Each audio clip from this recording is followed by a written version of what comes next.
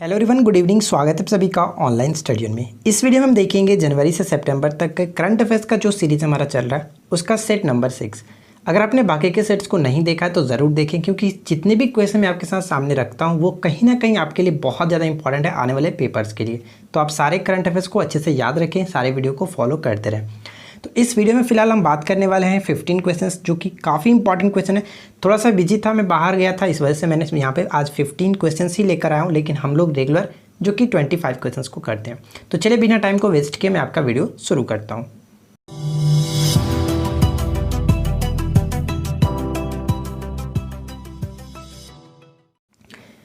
आज के इस वीडियो का फर्स्ट क्वेश्चन ये बनता है कि वैज्ञानिकों द्वारा खोजी गई प्रजाति क्रासपेडोट्रोपिस ग्रेटा थनबर्ग, जिसका नाम पर्यावरण एक्टिविटीज़ जो थी ग्रेटा थनबर्ग के नाम पर रखा गया। तो आपको ये बताना है कि किसकी ये नई प्रजाति खोजी गई है। क्रासपेडोट्रोपिस जो ग्रेटा थनबर्ग है ये किसकी एक नई प्रजाति है। तो करेक्ट आंसर होगा ऑप्शन नंबर डी, घोंगा। ठीक है, घोंगा इज़ द राइट आंसर। और मैं आपको बता दूं कि इस क्वेश्चन का राइट आंसर तो ये हो जाता है, लेकिन अगर आप यहाँ पे देखें जो कि छिपकली का भी एक नई प्रजाति हाल ही में खोजी गई थी जो कि काफ़ी चर्चा में था, और ये कर्नाटक में खोजी गई थी, जिसका नाम था सितारा धरवानसेसिस। ठीक है, सितारा धरवानसेसिस याद रखेंगे। आगे बढ़ते हैं। सेकेंड क्वेश्चन ये कह रहा है कि राष्ट्रीय डोपिंग रोधी एजेंसी, जिसको नाडा के नाम से जानते हैं, यानी कि नेशनल एंटी डोपिंग एजेंसी के अनुशासनात्मक पैनल ने अमित दाहिया को 4 साल के लिए प्रतिबंधित किया। अमित दाहिया किस खेल से संबंधित है बताइए। अमित दाहिया जो है वो एक जेवलिन थ्रो है, यानी कह सकते हैं भाला फेंक, जिसको हिंदी में कहते हैं। ठीक है, और ये कहाँ से बिलोंग करते हैं तो सोनीपत से बिलोंग करते हैं, ये आप याद रखेंगे, जिनको 4 साल के लिए प्रतिबंधित किया गया। बैटरी में इस्तेमाल होने वाली लिथियम का 14,100 टन का भंडार हाल ही में भारत में खोजा गया। यह किस राज्य में है। तो बताइए कि हाल ही में भारत में खोजा गया 14,001 टन इसका भंडार मिला, किस राज्य में। तो करेक्ट आंसर होगा ऑप्शन नंबर बी, कर्नाटक में। ठीक है, option B will be correct answer, और one of the most important question भी बन जाता है। अगला प्रश्न यह कि हेनले पासपोर्ट इंडेक्स 2020 की ताज़ा रैंकिंग में भारत क्या है। बताइए कि हेनले पासपोर्ट इंडेक्स 2020 की जो रैंकिंग आई थी उसमें भारत का रैंक क्या है। अब ये जो हेनले पासपोर्ट इंडेक्स है, इसमें क्या होता है कि दुनिया में जो सबसे शक्तिशाली देशों की जो पासपोर्ट की सूची होती है उसको रखा जाता है। तो सबसे टॉप पे तो इसमें जापान है, लेकिन भारत की जो रैंकिंग है वो 84वें रैंक पे है। ठीक है, ध्यान रखेंगे 84वें रैंक पे। और अगर हम देखें कि भारत जो है 2019 में किस रैंक पे था, तो 2019 में भारत की जो रैंकिंग थी वो 82 थी। क्लियर, आगे देखिए।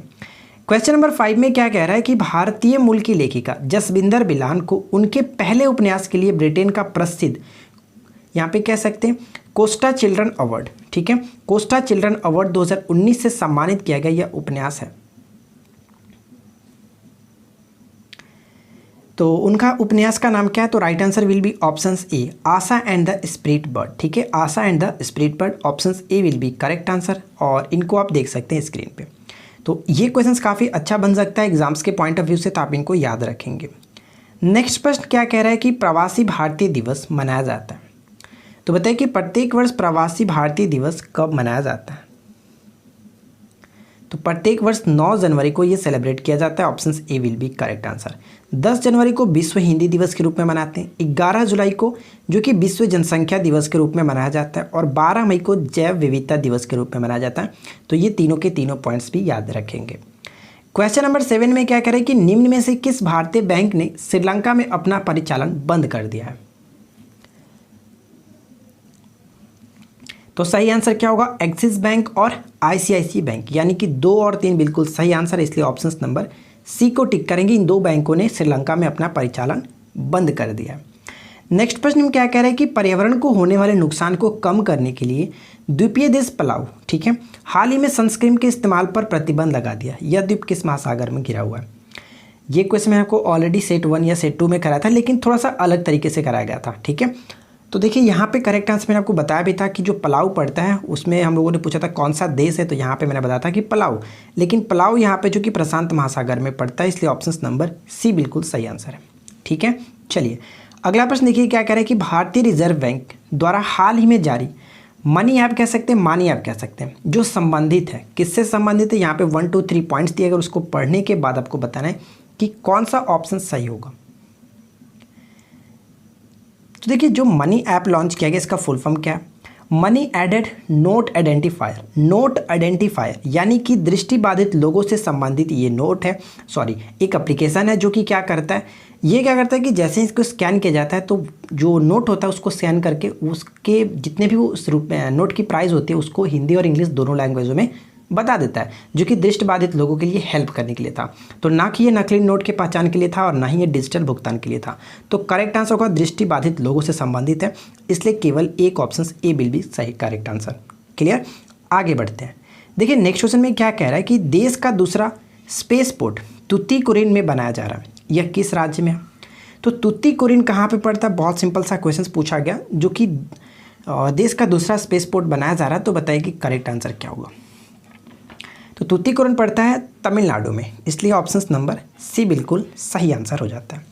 आप लोगों से जो क्वेश्चंस पूछते हैं और वो क्वेश्चंस का राइट आंसर नहीं बताते हो, राइट आंसर क्या है आप लोग तो कमेंट्स ही नहीं करते हो। और कल की वीडियो को मैंने देख करके मुझे लगा कि यार मैंने तो गलती कर दी आप लोगों से क्वेश्चंस पूछकर। ऐसा बिल्कुल भी ना करें, क्वेश्चन जो पूछा जाता है आपको कमेंट्स करना है, कमेंट्स करके बता दीजिए करें, आपको टाइम नहीं लगता यार। नेक्स्ट क्वेश्चन क्या कह रहा है कि भारतीय अंतरिक्ष अनुसंधान संगठन यानी कि इसरो ने चलेकरे में मानव अंतरिक्ष उड़ान केंद्र स्थापित करने की घोषणा की है। अब ये किस राज्य में, आपको बताना है कि जो चलेकरे है वो किस राज्य में स्थित है जहाँ पे ये मानव अंतरिक्ष उड़ान केंद्र इसरो के द्वारा बनाए जाने की घोषणा की गई है।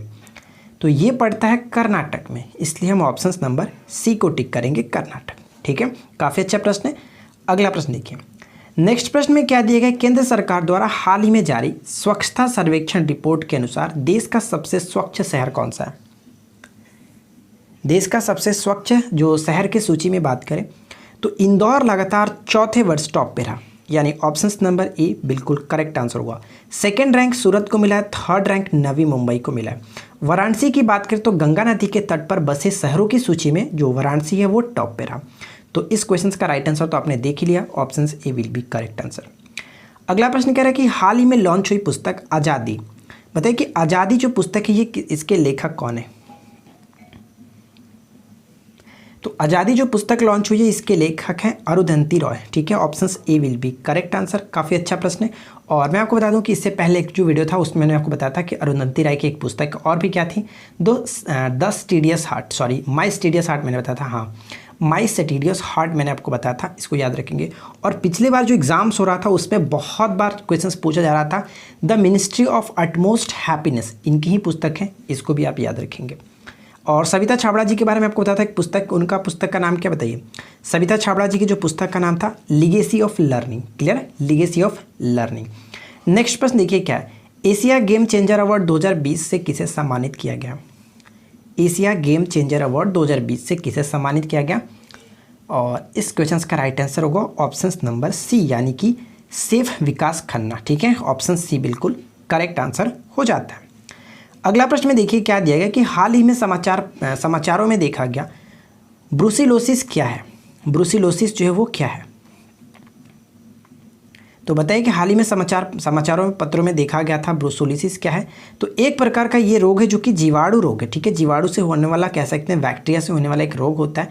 और ये जो रोग होता है मैं आपको बता दूं कि मवेशियों, सुअर, बकरियों, जो भेड़ों कह सकते हैं, कुत्तों कह सकते हैं, इन सभी को संक्रमित करता है। ठीक है, और ये रोग जो है विषाणु से यहाँ विषाणु नहीं यार, बैक्टीरिया यानी कि जीवाणु से होने वाला रोग है, ध्यान रखेंगे। और ये हाल ही में चर्चा में था जो कि चीन में फैला हुआ था। क्लियर, तो इस क्वेश्चन का राइट आंसर होगा ऑप्शन नंबर बी। अगर आपको वीडियो पसंद आई हो तो वीडियो को लाइक कीजिए। उम्मीद करता हूँ कि आप लोगों ने 15 में से काफ़ी अच्छे स्कोर कर लिया होगा। साथ ही साथ स्कोर भी अपना नीचे कमेंट्स करके बता सकते हैं। अगर आपने ऊपर की वीडियो को ध्यान से सुना होगा तो अब ऊपर के क्वेश्चंस में से ही मैंने यहाँ पे आपसे 5 क्वेश्चंस पूछा और इसका राइट आंसर आप नीचे कमेंट्स करके बताएंगे। ठीक है, उम्मीद करता हूँ कि आप सभी क्वेश्चंस का राइट आंसर डेफिनेटली करेंगे। फर्स्ट क्वेश्चन देखिए क्या है, जैव विविधता दिवस कब मनाया जाता है? मैंने आपको ऊपर बताया था। सेकेंड क्वेश्चन ये कि हेनले पासपोर्ट इंडेक्स 2020 में शीर्ष स्थान पर कौन सा देश है? क्लियर। थर्ड क्वेश्चन ये कि भारतीय रिजर्व बैंक के वर्तमान में गवर्नर कौन है? ये भी कमेंट्स करेंगे। लीगेसी ऑफ लर्निंग के लेखक कौन है? बताइए, लीगेसी ऑफ लर्निंग के लेखक कौन है? नेक्स्ट क्वेश्चन ये है कि भारतीय अंतरिक्ष अनुसंधान संगठन के बारे में यानी कि इसरो के बारे में आपको संक्षिप्त जानकारी देनी है। जितनी भी आपको पता है इसरो से रिलेटेड जो भी पॉइंट्स आपको याद है आप उसको कमेंट्स कर सकते हैं। ठीक है, तो उम्मीद करते हैं कि वीडियो आपको जरूर अच्छी लगेगी। वीडियो पसंद आया तो वीडियो को अपने दोस्तों के साथ शेयर करें और इसका PDF आपको टेलीग्राम ग्रुप पर प्रोवाइड कराया जाएगा। हम मिलते हैं आपके साथ नेक्स्ट वीडियो में किसी नए टॉपिक के साथ। Thanks for watching, keep learning, have a good day.